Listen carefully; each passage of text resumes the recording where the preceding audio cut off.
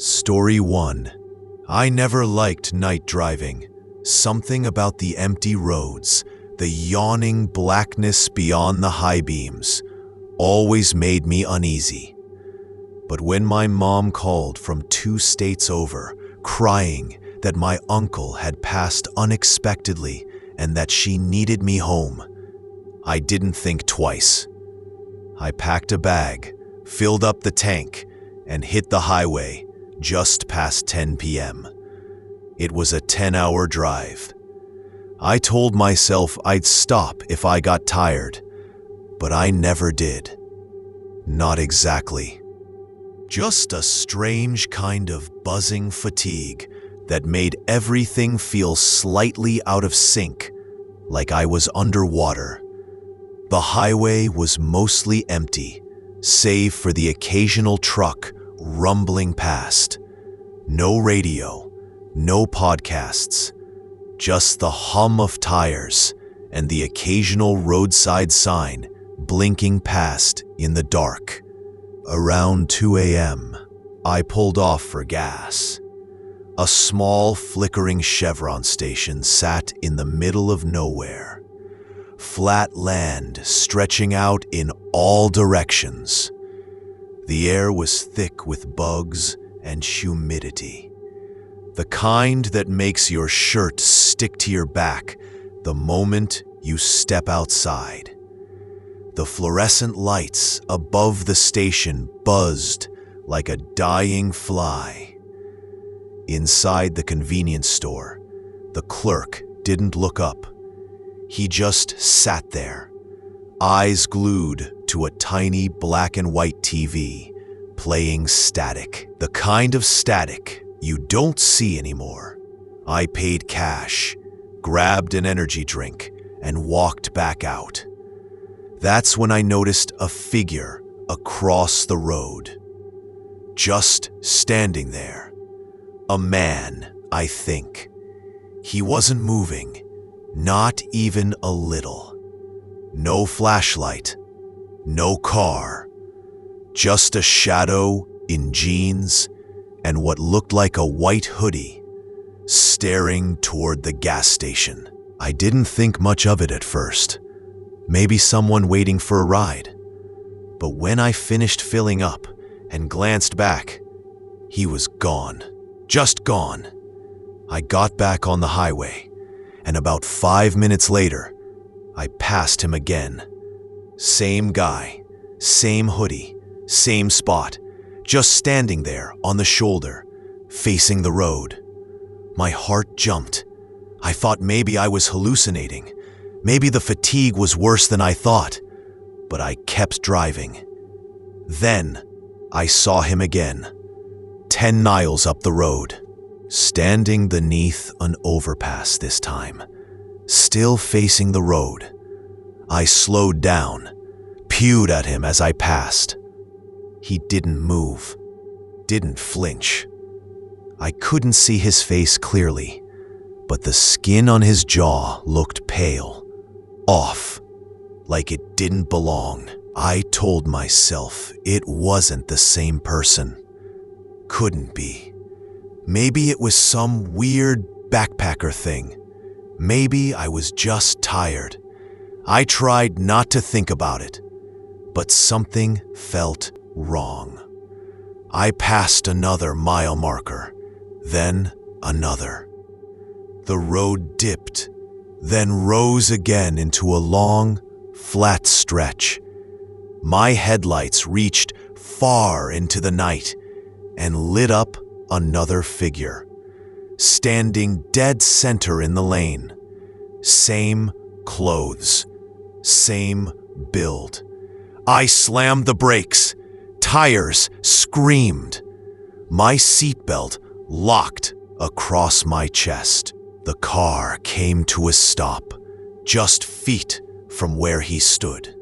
He didn't move, didn't run, didn't blink. He tilted his head slowly to the side, as if curious. The headlights lit up his face, and I swear to God, it wasn't right. His eyes were hollow, No reflection, just sockets. And his mouth was stretched into a grin far too wide, teeth long and thin like wires. Then he sprinted toward the car. I floored it, swerved around him and took off, adrenaline wiping away all fatigue. I drove 90, 100, maybe more, not looking back. My hands were slick on the wheel. I don't remember breathing. My phone buzzed in the cup holder. Unknown number. I didn't answer. When I glanced at the rearview mirror again, I expected to see him behind me, but there was nothing. Just empty black road. No headlights, no taillights, nothing at all. The landscape felt unfamiliar, like I was somewhere else entirely. No signs, no exits, just endless highway and that low, humming silence. My ears were ringing. My eyes burned. At some point, the sun started to rise, turning the sky a pale pink. The road ahead began to feel real again, concrete and shadows instead of something else. By noon, I pulled into my mom's driveway. I didn't tell her what I'd seen, just hugged her, told her I was sorry about Uncle Ray, and said the drive was long. But I didn't sleep that night. I sat in the guest room, staring at the ceiling, listening, waiting. 3 days later, while scrolling local news from my mom's town, I saw a headline. Unidentified man killed on Highway 17. Victim walked into traffic near mile marker 143. The photo was blurry, zoomed in from a dash cam, but I recognized the hoodie, the build, the posture. It was him, the man from the road. But the timestamp on the article, it was dated 4 days before I made that drive, before I ever saw him. And the kicker, a follow-up article said the truck driver who hit him went missing the next night. They found his semi abandoned, lights still on, keys in the ignition, cab door wide open, no blood, just a white hoodie caught on the side mirror, stiff with something dark. And one last thing that still keeps me up. Sometimes when I'm driving alone at night, my radio cuts out.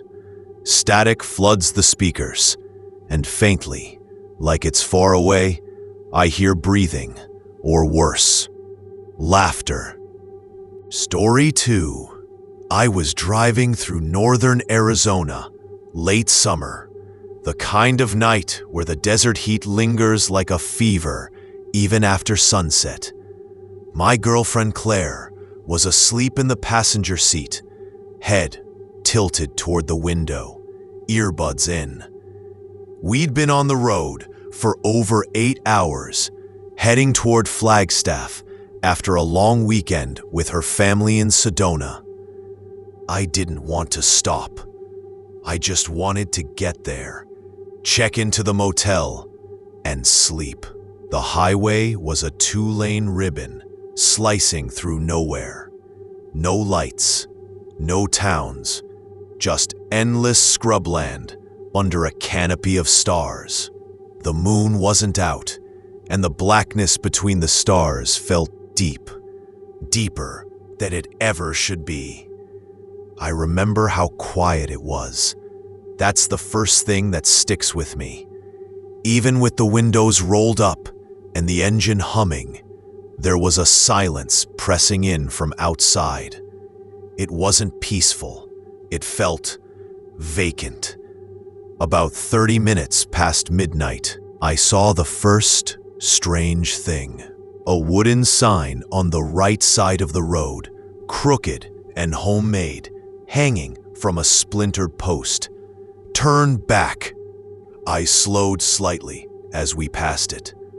Thought maybe it was a prank, but it didn't feel like one.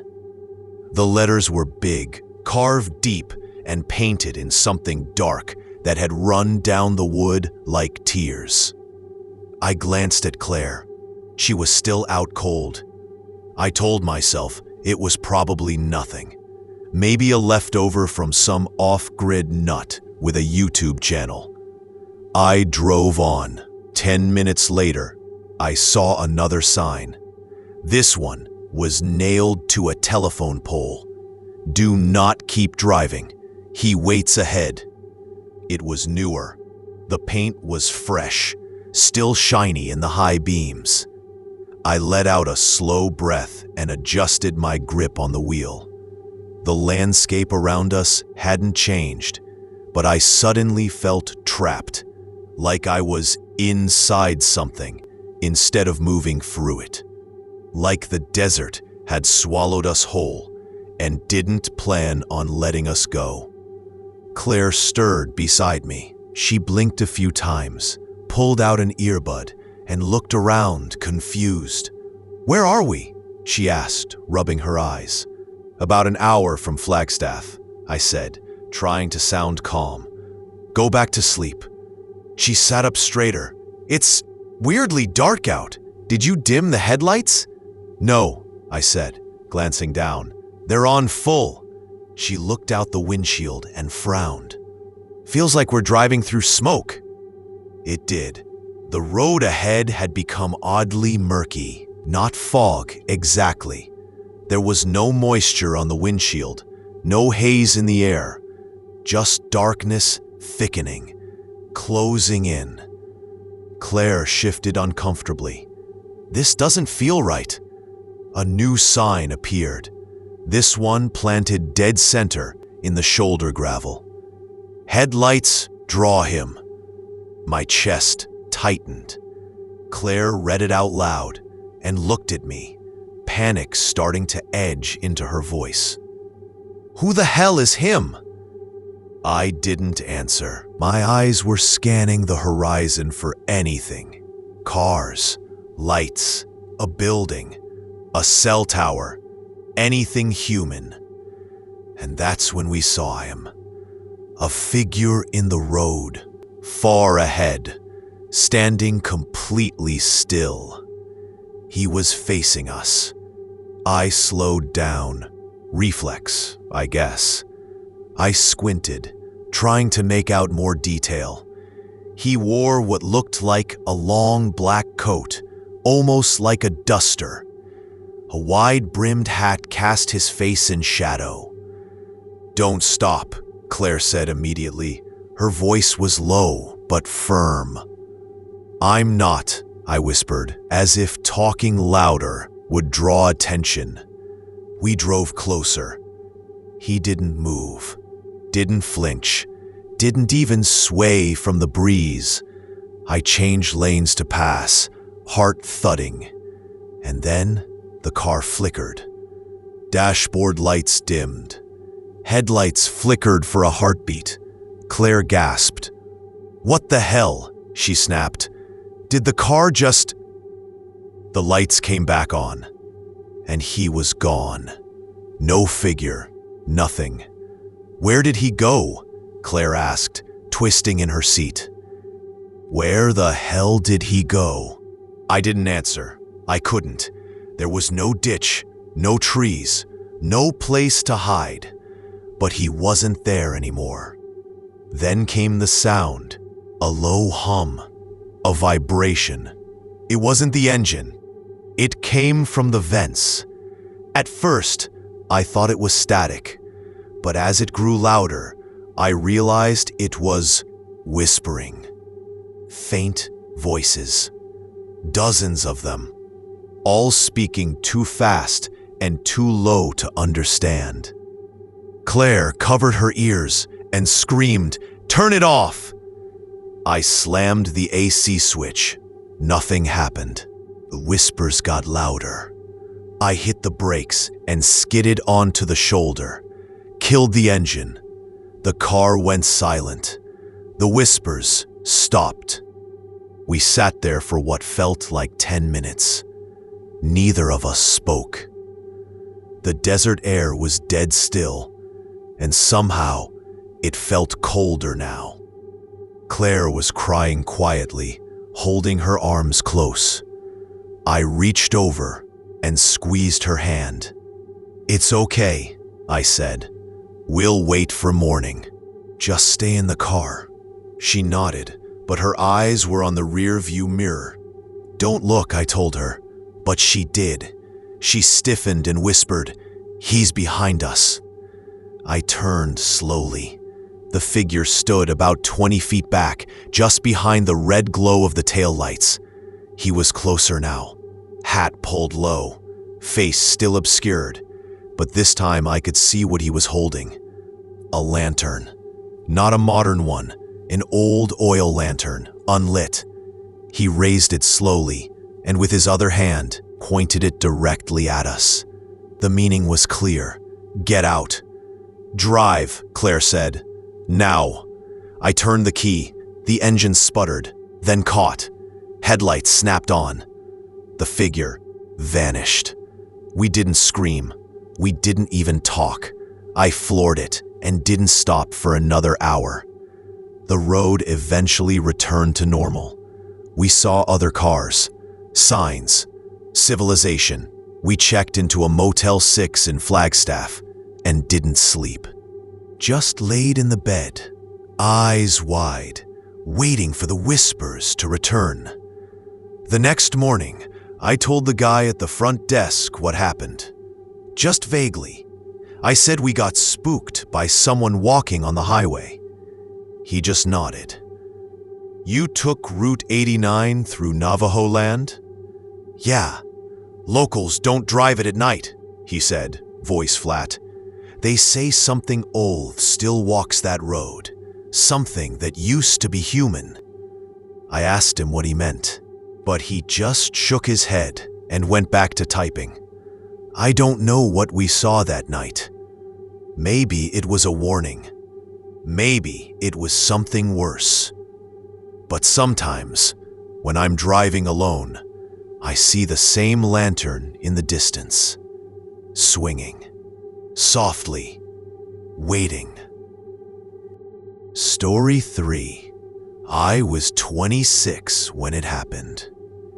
I'd just moved to Oregon for a new job and spent my first few weeks in a rented cabin outside of Medford, nestled near the mountains. Isolated, cheap, quiet. Exactly what I thought I needed. One weekend, my friend Nate flew up from LA to visit. We hadn't seen each other in a year, and we decided to take a spontaneous night drive through the forest. We had no destination, just a full tank, a thermos of coffee, and a sense of nostalgia we couldn't quite explain. We left the cabin around 11 p.m. The forest roads were nearly pitch black, winding and narrow, with towering pines leaning in from both sides, like they were eavesdropping. Nate joked about Bigfoot. I laughed, but I noticed how tightly I was gripping the steering wheel. After an hour or so, we passed a rusted, hand-painted sign that read, "Dry Pine Loop, road not maintained after dark." I slowed. Nate nudged my shoulder. "Let's do it." What's the worst that could happen? I hesitated. The road dipped into a hollow between the trees, and my headlights didn't seem to reach far ahead anymore. I couldn't explain why that unsettled me so much. Still, I turned. The gravel road narrowed as we descended. Dust floated like snowflakes through the beams of the headlights. There were no signs, no lights, no fences, just trees and more trees, so close they looked like walls. We drove in silence for a while. Then Nate said, "You feel that?" I nodded. The pressure had changed. The cabin pressure in the car felt too heavy, like we'd driven into a cave. My ears popped. The air smelled like copper and wet wood. That's when we passed the first car. It was parked just off the shoulder, half buried in brush. An old silver sedan. No plates. I slowed as we passed. The windows were fogged up from the inside. I thought I saw something move in the driver's seat, but when I looked back, there was nothing. Neither of us said anything. 10 minutes later, we passed another car. This one was older, covered in moss, like it had been there for years. Then another and another, all of them abandoned, all of them facing the same direction we were heading. My hands started to sweat. Nate finally muttered, "Dude, we need to turn around." I agreed, but the road had narrowed so much, I couldn't do it without risking the car sliding into a ditch. So we kept going, looking for a place to turn. That's when we saw the man. He was standing beside the next car. No flashlight, no movement, just standing. His back was to us, head tilted upward, like he was staring at the trees. I slowed the car to a crawl. "Nate?" I whispered. But Nate was already staring, wide-eyed, his mouth slightly open. The man didn't turn around. We passed him slowly, and I swear, he never blinked. He never moved. Just as we got past him, I looked into the rearview mirror, and he was standing in the middle of the road. Not walking, just standing, watching. I pressed the gas harder. The forest grew denser. The road felt endless. Every time we thought it would end, it curved again. The cars we passed looked newer, fresher. Some still had groceries inside. Phones, jackets, baby seats, but no people. Just silence. Finally, we came to a clearing. A massive, empty lot surrounded by tall trees. There must have been 20 or 30 abandoned cars there, arranged in a wide circle, like a parking lot at a church, except no building, no signs. Dead center in the clearing was a fire pit. Unlit, cold, but covered in what looked like ash. And sitting in the middle of it was a single wooden chair. And someone was sitting in the chair. I don't know how to describe it without sounding insane. It looked like a person, but wrong. Long limbs, too long. A head that tilted too far, like it was loose on its neck. The arms dangled almost to the ground, knuckles resting in the ash. We froze. I didn't stop the car entirely. I just coasted through the circle slowly, headlights sweeping across the figure. It didn't move. But as the beams passed its face, Nate hissed, "Go! Now, go!" And I did. We found a trail on the far side of the clearing and took it, gravel cracking under our tires. I didn't look back. I didn't want to know what Nate saw. After 10 minutes of silence, Nate finally said, his eyes, they were open. I didn't ask anything else. Eventually, we hit pavement again. Somehow, the road had looped us around. We were back on the highway, close to our cabin. I pulled into a diner with fluorescent lights and people and music. Everything felt too bright, too loud, too alive. We didn't speak to anyone, just sat there, drinking coffee, until the sun came up. When we got back to the cabin, we passed a ranger truck parked near the trailhead. I flagged him down and asked if Dry Pine Loop was still in use. He frowned. You went down there? I nodded. Last night, around midnight. He stared for a long moment, then said quietly, that road's been closed for years, washed out on the south side. No way out unless you backtrack. And those cars? Yeah, they weren't there last week. He paused again. And you said someone was sitting in the middle of the fire pit? I nodded. Nate was pale, silent beside me.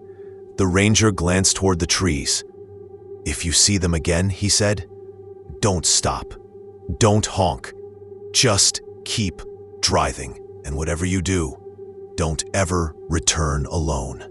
He drove off without another word. Nate flew back to LA the next day and never came back to Oregon. We don't talk much anymore. I don't think he wants to remember. As for me, I moved into town, took a different job, never drive at night. But sometimes, on still, foggy evenings, I hear the crunch of gravel just beyond the tree line near my house. And once, 2 nights ago, I found ash on my doorstep, neatly scattered, like something had sat down and waited.